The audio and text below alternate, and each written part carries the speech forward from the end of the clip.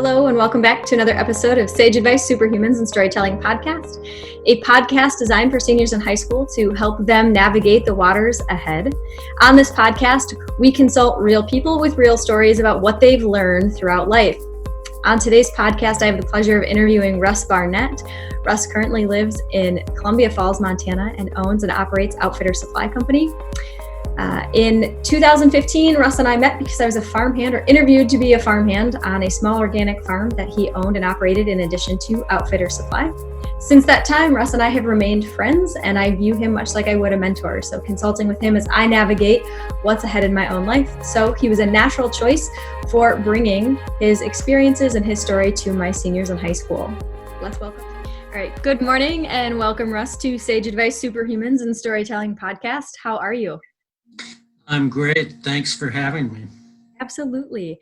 Can you tell us where you're located right now? I'm in Columbia Falls, Montana. Nice. Okay. And where are you from originally? Well, I was raised in Montana, here in the Flathead Valley. My parents took me to California when I was 12. And it took me 25 years to get back to Montana. That's 35 years ago. But you made it back? I made it back and started my business. And it's been good. Love Montana. It's been a good place to be during this pandemic. I bet it has been. So that's a good natural segue. Can you tell us a little bit about what you're doing currently and how you stumbled across that path? Oh, well, I went to a couple of years of junior college in California and took business administration. Not sure how much I learned, but I knew I wanted to be in business.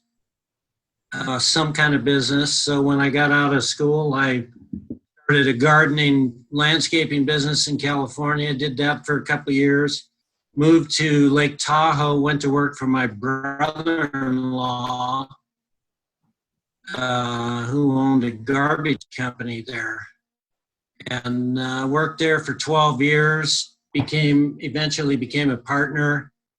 And within a couple of years, I was foreman and worked my way up to office manager, and it was a good run, but I still wasn't in business for myself. So I decided to move back to Montana, and I wanted to make a living in a horse-related business. So I opened a tack and saddle shop, knowing nothing about retail. But it took a long time to get going, and there was some tough times to start with, but it's worked out. You can correct me if I'm wrong, but I think I remembered you saying you started your business catalog-based, and then over the years it's gone more and more digital. Can you describe the difference between how you started and how you operate now?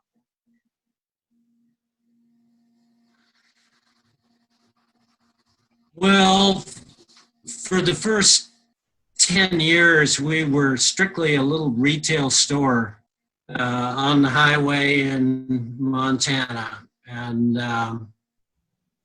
it was tough getting enough business locally, because we were out of town a ways. But anyway, things got progressively better, and we did a lot of advertising, but we weren't making much money.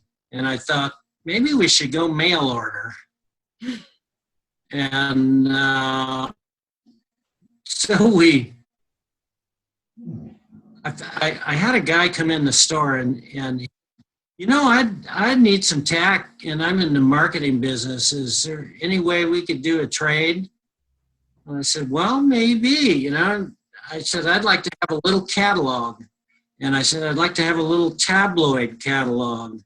And so we spent months building this first catalog. That was back before anything was digital, and it was a lot more time consuming than it would be now. But finally came out with the catalog, had a shoebox full of names, and sent them out. One of the first orders that came back, and this was true mail order because they came back through the mail, was a $2,500 order. I thought, oh boy, this is gonna work. And so, it wasn't too good to be true, but it was another avenue to promote the business. And so gradually we became computerized and developed a pretty nice mailing list. And then the internet came along. And in those days, about all you could sell on the internet was a book for $7.95. Nobody trusted the internet. They weren't gonna put their credit card in there. So anyway, it got better and better, and we were in on the ground floor. So we went through about 5 websites. Weren't happy with one for one reason or another. Had different partners helping us, and anyway, finally settled on a good company to host our website, online store, and it really started working. We advertised nationally, and at the same time, we specialized in our store from trying to be something for every rider. We decided to specialize in trail riding and horsepacking equipment. Oh. Yeah, so we specialized our advertising, and it started working better and better, and eventually we became the place to go for pack equipment, particularly trail riding equipment. And eventually we took some of our production to China, and so our margins improved greatly. We were able to pay a living wage to our employees, Mm-hmm. provide some benefits like health insurance. But and then we got some pretty nice accounts. We had half a page in the Cabela's catalog when the catalog was very important to them and us. And that brought in a lot of business, and Bass Pro and a lot of the chains, particularly west of the Mississippi. Mm-hmm. A lot of chain stores started carrying our product. And at the same time, we kept selling retail. And so it's grown and grown. And now I'm about a year and a half from retirement, I think. Congratulations. Thanks. Are you excited, or is that apprehension? I can't tell. Well, it's quite an undertaking to close a business you've worked at 35 years, and I've got a lot of inventory I'm trying to sell through. And I told all my employees, I think when I told them I had 9 employees. We've lost a couple of employees since then mainly through attrition, but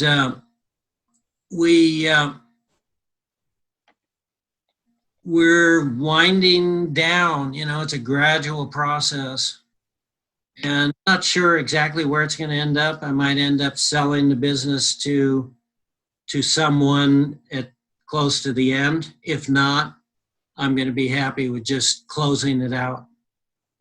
That was going to be my next question, is if you had decided what you were doing. I know we had talked about a year ago about retirement, and that you weren't sure then what you were going to do, but it sounds like you're in a similar spot. Yeah, yeah. So it's going well. I'm happy. My employees are apprehensive, but I'm going to help several of them in uh, home-based businesses that they want to start. Awesome. One of them is an artist. She carves wood bears and does paintings, and the other one is runs my leather shop, and she's very talented, and she wants to build backpacks, leather backpacks, and different Ooh, stuff like that. So I'm going to help her with some equipment, and I'm sure it's going to work out. it will. Things seem to find their way to exactly where they're supposed to be. Yeah, So yeah. I have two questions. One of them, you had mentioned that you knew when you started a business that you wanted to do it in a horse related field. So have you always had an affinity for horses? Well, I was raised with horses. Um, Not so much when I lived in California, but up until the time I was 12, I had a horse, and every kid in the neighborhood had a horse. And so I liked horses, and really I wanted to get into the wilderness in Montana. And I came up from California and hunted with an outfitter in the Bob Marshall Wilderness, and that pretty much did it for me. That sealed the deal. That sealed the deal. I just over the years I've been able to visualize things that I want, Hmm. and I guess I've been somewhat successful in business and in where I wanted to live in making those visualizations come true. It seems to help if you can have a picture of what you want to do, and and you think about it a lot, and you do little things that move you in that direction. Yeah. And you It, had mentioned there was about 25 years, if I'm getting this correct, between when you left and when you came back to Montana. Is that correct? right, that's right. So during that time, was it your goal to get back? And did you give yourself a timeline or did it just kind of happen naturally? Well, I always thought I would come back, but you get involved in your job and your life, and I wasn't thinking that much about it. And Tahoe, it had some backcountry, and I fished and hunted around Tahoe and got out away from the crowds. Uh, it had some very nice country in the Sierras there. So I was okay for a while, but then I did that trip to the Bob Marshall, and that's pretty true wilderness. I I uh, I hunted 3 years with this outfitter. I came up from California 3 years in a row, and we hunted the late season, October. Oh, we'd go in about the 25th of October, and for 3 years we never saw another hunter. And yeah, yeah, and sometimes it was pretty rough. A lot of snow. Mm-hmm. It's going through chest deep snow, and it wasn't for the faint of heart, I'll tell you. But I loved it, and then I said, okay, I got to come back. So this is a good place to ask you that second question I had, which is, as you think about retirement, what does that look like for you? Or what would you like it to look like? More trips into the wilderness. Um, I'm a golfer, a poor golfer, but I do like to golf. My wife and I have been going south for the February and March, go down to the desert in California, uh, and rent a house. That's been awfully nice. The winters get a little long after so many years. And so, oh, we got 20 acres here and a lot of landscaping, and I mow the lawns and also have 2 acres devoted to organic farming on our property. And I started that farm, as you well know. Yep. But it got to be a little too much work, and I was not devoting enough time to my regular business, my outfitter supply business. Mm-hmm. And so I leased my dirt to a real nice couple, Brooke and Sean, who farm it now.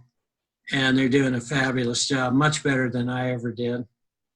And they supply us with all the vegetables we can eat. So, Oh, perfect. and that's where Mandy and I met. She was out here for the summer and looking for a second job. She's pretty ambitious. Oh, man. Yeah. I mean, I She's still have jobs. Well, I was surprised because we set up a schedule and Mandy showed up every time and worked every hour that she was committed to. Hardly even talked to me while she was working. That was it. That was her job, and she was going to do it whether I liked it or not. I will say, though, I remember one conversation I was actually reading. So I keep a journal, and I was reading the journal from that time that I spent teaching and farming in Montana. And you had hired another farmhand briefly that had overlapped. And I remembered you saying, I don't mind if you chat, but this is not social hour. I expect you to work more than you're chatting. And I was like, okay, that works for me. So I was just like getting on with my to-do list. Yep. Well, I'm kind of known for speaking my mind. You know, I don't beat around the bush too much, but it served me well. People know where I'm coming from, but it's one of the things business that I have found most important to me is having learned how to communicate with people, with employees and vendors and people I do business with. You've got to be able to get along with people. And I had to take some hard lessons in that. But it's very important to be able to get along with people and be friends with them as well as business acquaintances. So this is a great place to then ask you this question, which was specific to your career, and we can talk about your life in just a moment, but what are some of the difficulties with your career? So you just mentioned interpersonal communication. Is there anything else you can elaborate on?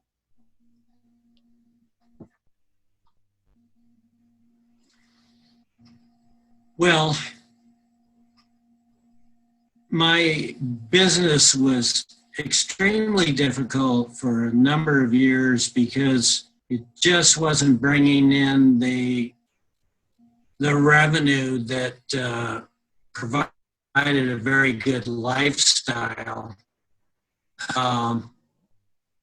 That was tough, and it was tough to stick to it. But by the time I got 10 years into it, I had some debt, and I really had no choice but to continue on, redouble my efforts, and make it work.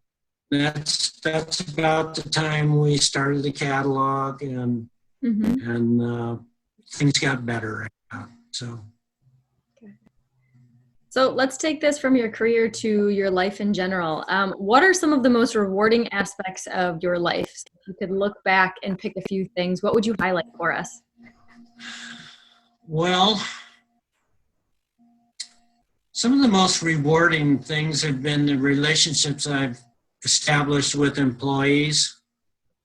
Uh, not every employee has left Outfitter Supply with great fondness for the business or for myself, but I have to say almost maybe 90% of them are happy to see me if they've left Outfitter Supply, and we can talk about the old days, and I have a great friends that I've made through business, employees particularly. So, and the ones that have stuck with me now. I had one girl that sewed for me in the leather shop. She was with me 20 years. Wow. She retired. I've got my general manager. She's been with me for 21, 22 years. I've got another girl, Jamie, that has been with me about 10 years now. And those two, Jamie and Lynn, boy, did they stick with me during this pandemic. Yeah. Lynn worked from home, and Jamie and I shipped, and we furloughed the other three employees that we have now. And they were on unemployment. They were happy. We were working our butts off. But it's been good. We're very thankful for the way things have worked out. Good. So, one of the questions on there led me to ponder a few things, and it was... it might be my favorite question. Which one is this? Well, let me look at my notes here real quick. Well, it was deciding what you wanted to do with your life. And I can remember when I got out of high school, I agonized over what I was going to do. I tried to get on with a company. I liked this company. I saw this big equipment that they had. They were crane operators, and I decided I'd like to be a crane operator. And so I kept bugging them to get a job, and they never would hire me.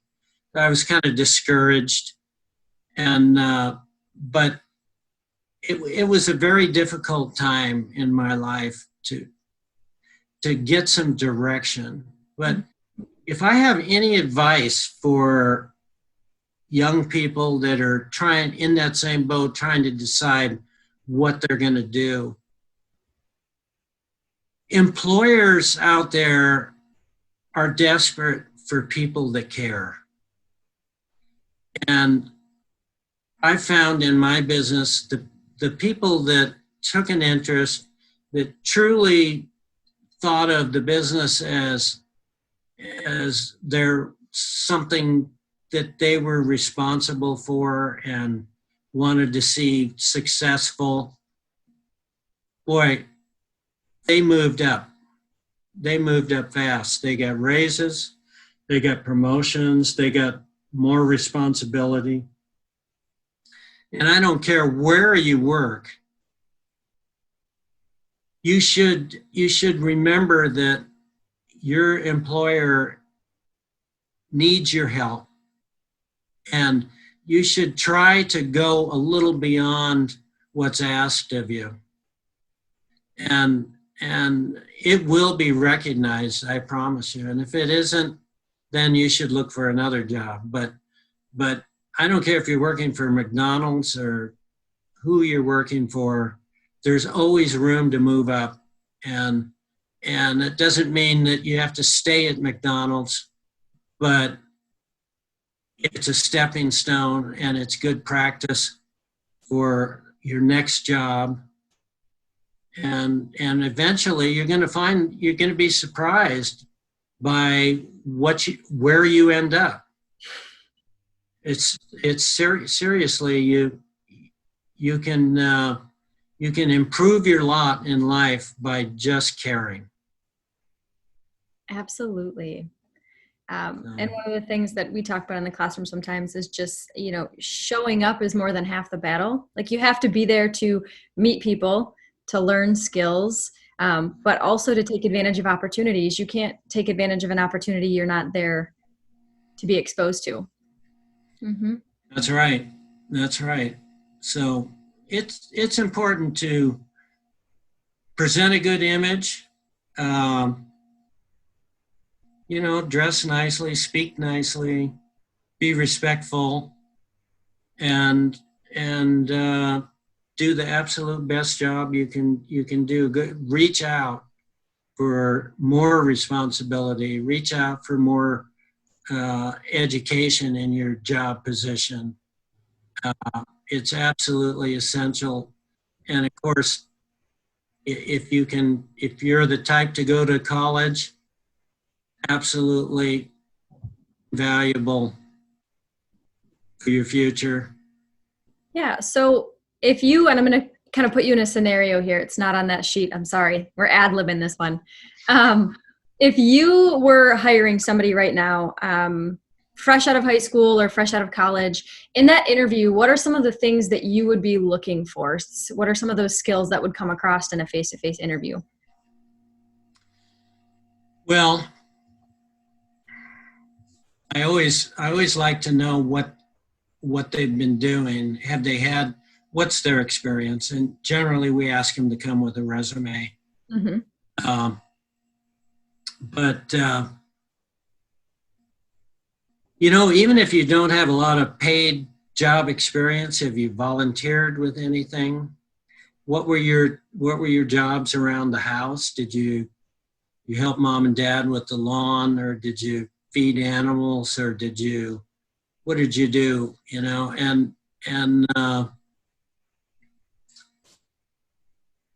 So I look for somebody that's anxious to work and not as concerned about pay and please, when you go to a job interview, don't run down the last employer you had. That is the worst thing you can do. This is true. This is good advice. Don't complain. Don't complain about the last employer. Just say, well, I was looking for something else. So mm-hmm. I was looking to improve myself. Good advice. Okay. Last two questions. One of them, this one is my favorite question, by the way, mostly because I think it takes a little bit of reflection, but it says, what is a lesson that you value now, but you didn't necessarily realize at the time you were learning?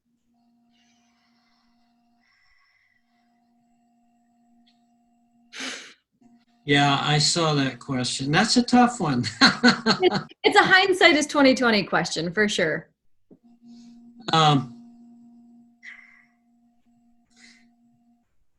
Well, one area that, and I went into this briefly, but one area that I had trouble with was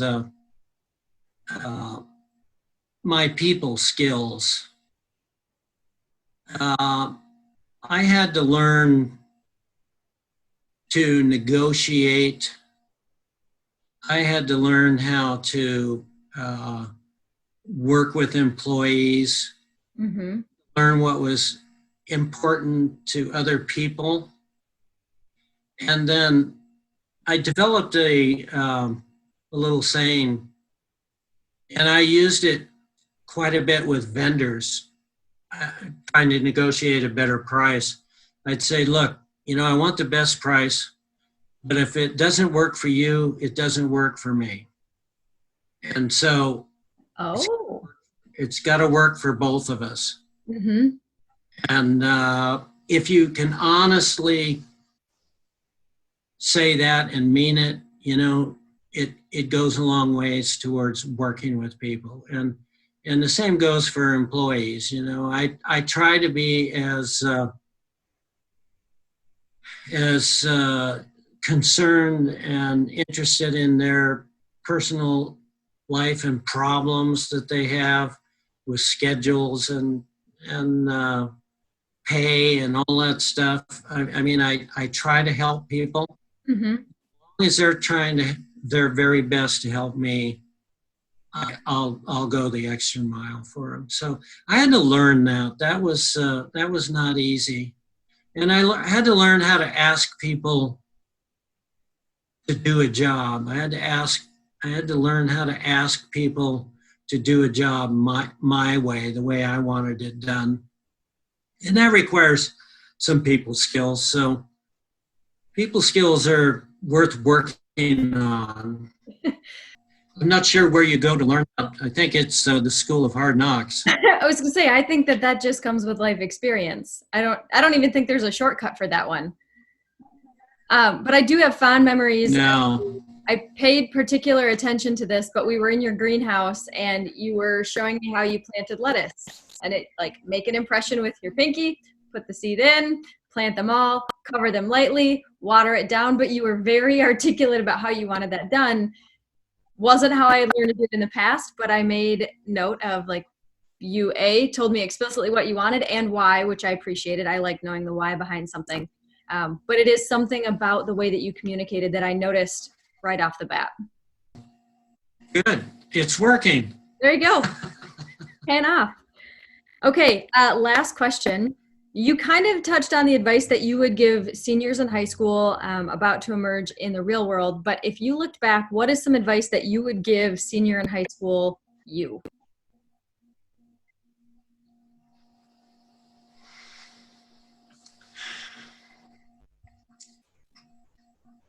Well, I was like most young people. I like to party, and maybe at times a little too much partying. I would advise young people to have fun, but watch the excesses. Don't overdrink. Don't overeat. Don't smoke at all. I made all those mistakes. I pay for a few of them now. I have a way of catching up. I have diabetes too. Do you really? Yeah. So, yeah, I have diabetes type 2, which I live with, but, I've had to watch my diet and lose some weight, and I can only have an occasional beer because they're full of carbohydrates, and that turns to sugar. Mm-hmm. So, there's a lot of time to have 2 or 3 beers, but I just can't do it because I pay for it the next day. So watch the excesses. I know it's hard to believe now, but you do have to pay for that stuff eventually. So, you don't have to every party, Yeah. Work is just as important as partying. That one's going to be a hard sell, but I'll do my best. I can try to sell them.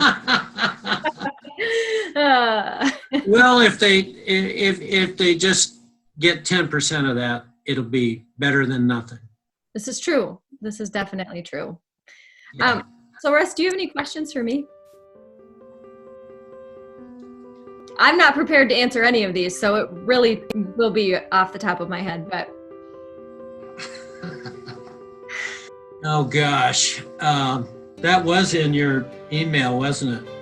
I didn't think of any questions for you, except what are your future plans for the next couple of years? Funny you should ask. I have it on my coffee table. Hold on. Should have known.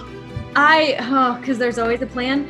I actually haven't told any of my students this, so it's going to be interesting when they watch this, but I am going back to school for health and wellness coaching. So it's kind of, yeah, I have a health degree. I've been a health teacher, and I love my job as a traditional educator, but I think it doesn't allow me to do some of the work that I really want to do with people, which is helping them and connecting them with local farmers, local food, how to clean up their lifestyle in general. What goals do they have to reach a better sense of wellness, and how can I help them get there? And that's been a calling for a very long time, which I think is why in every state that I've ever lived in, I've always found a farm. So interestingly enough, 5 years ago, sitting in my kitchen in Kalispell, Montana, I got online and I found this program. And at the time it was way out of my price range.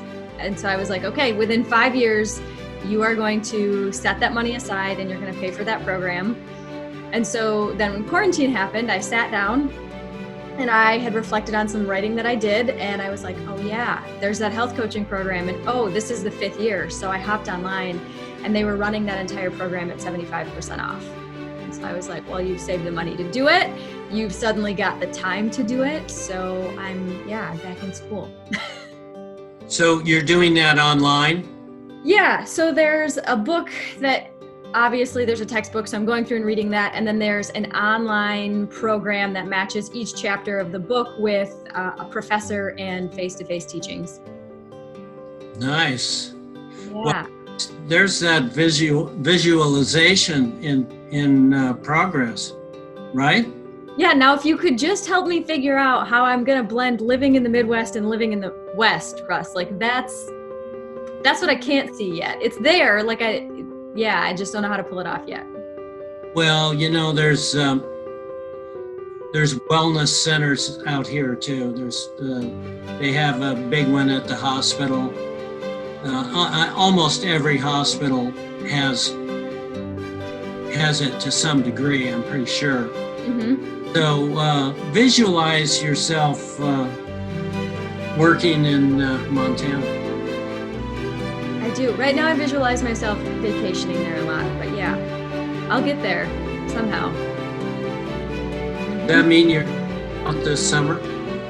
So I'm waiting for the state of Michigan to open back up, but yeah, that's definitely, so I'm planning to bring the tent. I think you saw the tent last summer. It's on my car. Yeah. Fun fact, I now have people from every state that I've lived in who now live in Montana. So I have the coworkers that I lived with or worked and lived with while I was there. I have a young lady that went to college with me from Michigan, and recently one of my former coworkers from Minnesota, her husband is now the FMO for Flathead. So yeah, so I'm just like, all of my people are now in one place. So I was planning to come out sometime this summer and visit everybody. Otherwise, look forward to seeing you. Thanks. Likewise. Yeah. I'll let you know what the plan is when I get that far. Good.